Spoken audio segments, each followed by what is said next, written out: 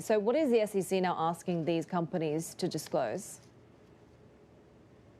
So now the SEC is asking for a lot more details on the variable interest entities, which are basically the offshore vehicles that Chinese companies use to list abroad. And that's to get around China's strict rules on foreign ownership. So they're asking basically to quantify the cash flows between the parent company and the offshore vehicle, and how this may affect investors. Essentially, the SEC is trying to make sure that US investors are fully aware that this is not the full parent company they're investing in, but an offshore vehicle.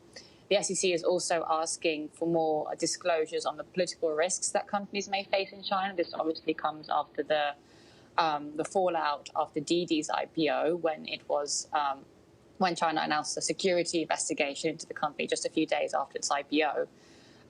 So they're looking for more, obviously, political risk. Now, political and regulatory risk in China is pretty high, given all the information, all the news that the policy reviews. So how does this impact Chinese companies looking to go public in the U.S.?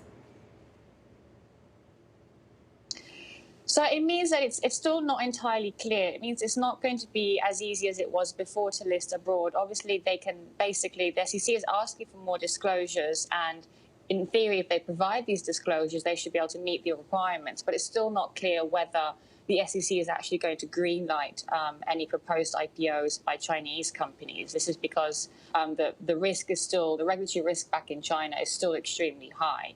And right now we haven't seen exactly any green lighting. And the SEC chairman Gensler had said that he was asking his officials to take a pause on approving Chinese IPOs in the US for now. So it's still not clear, but it means they've got a lot more work to do, many more questions to answer before even potentially getting that green light.